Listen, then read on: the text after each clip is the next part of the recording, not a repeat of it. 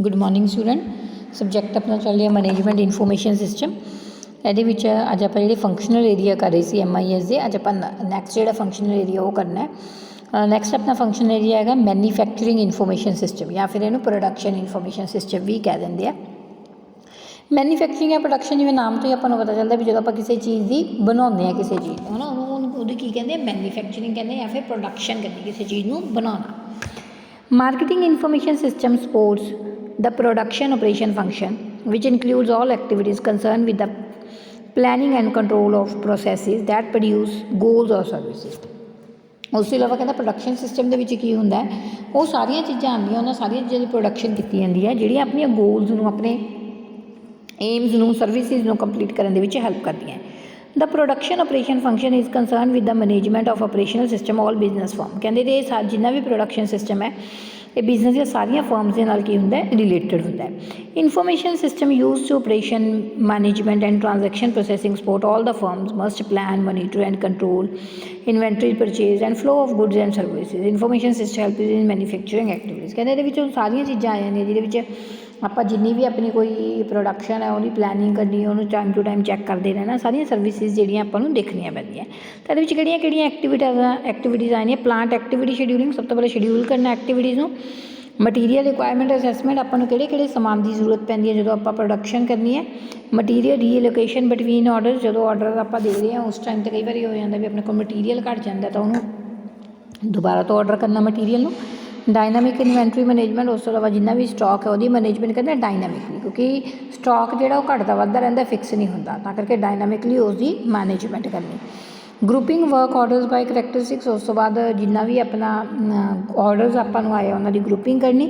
Resource qualification for task completion, उस तो इलावा जिन्ने भी अपने रिसोर्सिज है भी उन्होंने की अपने रिसोर्सिज चाहिए एक टास्क नूं कंप्लीट करने वास्ते, वो आपां इहदे विच देखदे हां। The objective of production management function is to provide manufacturing service to organization.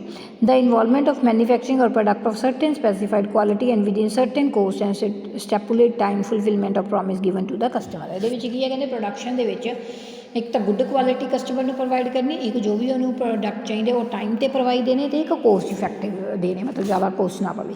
ਇਹ ਸਾਰੀਆਂ ਚੀਜ਼ਾਂ ਦਾ ਪ੍ਰੋਡਕਸ਼ਨ ਦੇ ਵਿੱਚ ਧਿਆਨ ਰੱਖਿਆ ਜਾਂਦਾ ਹੈ। The production management function is supported by other function like production planning, control, industrial engineering, quality control। ये सारा कुछ प्रोडक्शन के देखा जाता है। ठीक है जी। उस तो बाद आ जाता है इनपुट ट्रांजैक्शन डॉक्यूमेंट्स किहड़े होंदे हैं। The production management is conducted through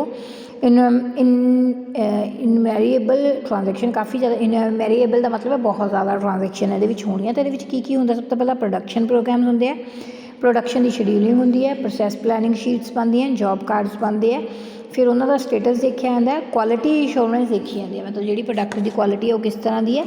finish good advice दी जाती है, breakdown advice, material requirement, material requisitions, customer orders, ये सारिया चीज़ों की टाइम टू टाइम की वेरीफिकेशन की जाती है। वो उस बाद ये एप्लीकेशन आ जाती है प्रोडक्शन मैनेजर दियाँ, जो सिस्टम वो यूज़ करते सिस्टमैटिकली उन्होंने किहड़ियां एप्लीकेशन होंगी।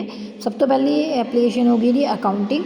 ठीक है, अकाउंटिंग के जो पॉइंट दिते आप ये करने जिवें quality of production, time period तो होनी चाहिए, मटीरियल रिक्वायरमेंट देखनी है, ब्रेकडाउन इंसीडेंट जो भी होंगे है, लेबर आवर्स किन्ने घंटे काम किया उन्होंने कितना पे किया गया, ये सारा अकाउंटिंग के मैनेज किया जाता है। उस तो बाद क्वेरी आ जाती है। क्वेरी के प्रोडक्शन प्रोग्राम ने जो भी जॉब शेड्यूलिंग की गई है, ग्रुप्स बनाए गए हैं या किसी की कोई भी क्वेरी है, किसी कस्टमर की कोई नीड्स वगैरह है तो वो सारिया क्वेरी के मैनेज की जाती हैं। उस तो बाद डिसीजन एनालिसिस किए जाते हैं। डिसीजन एनालिसिस के मेक और बाय, कोई चीज़ बनानी है या फिर खरीदनी है या कोई सब कॉन्ट्रैक्ट बनाने हैं, कोई अल्टरनेटिव मटीरियल चाहिए, कोई ऑप्टीमम आपकी जॉब है जी वधिया ढंग नाल चलानी है, रीशेड्यूलिंग करनी है, प्लैनिंग करनी है, सिलैक्शन करनी है, अपने को अलग अलग अल्टरनेटिव दिते हैं, कोई मेनटेनेंस करनी है, तो वो सारिया चीज़ों का डिसीजन एनालिसिस ये किया जाता है। उस तो बाद आ जाता है कंट्रोल। उस बाद कहना जिन्नियां भी अपने को एप्लीकेशन काम करती उन्होंने कंट्रोल किस तरह करना, एप्लीकेशन में सारा ध्यान रखा जाता है, क्योंकि कंट्रोल तो बिना कोई भी काम जो सही तरीके नहीं हो सकता, इसलिए प्रोडक्शन पर भी कंट्रोल करना बहुत ज़्यादा जरूरी हो जाता। लेबर्स और देखने, ठीक है, जिवें इन्होंने पॉइंट दिते हुए है, एक्सैसिव प्रोडक्शन रिजैक्शन देखनी, एक्सैसिव वर्क इन प्रोसैस इन्वेंटरी देखनी, यूटिलाइजेशन देखनी, रिसोर्सिज की कितनी को हो रही है भी आप सही तरीके यूज़ कर रहे हैं नहीं, वो सारा आप कंट्रोल के चैक करते हैं। ਉਸ ਤੋਂ ਬਾਅਦ ਆ ਜਾਂਦਾ ਕੰਪੋਨੈਂਟਸ ਆ ਜਾਂਦੀਆਂ ਤੁਹਾਡੀਆਂ ਸਿੱਧੀਆਂ components of manufacturing management information system.